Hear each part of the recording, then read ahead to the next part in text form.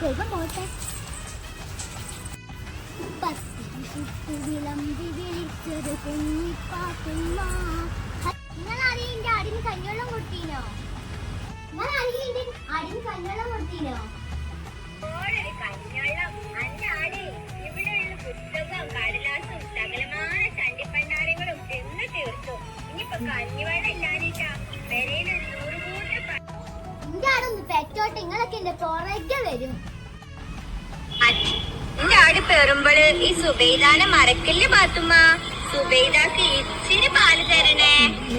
തരും തരും, നല്ല അടി വെച്ച് തരും. നോക്കി എന്റെ ആടിനെ കുറ്റം പറയുവാണെങ്കിൽ ആട്ടുംപാല് വേണല്ലേ.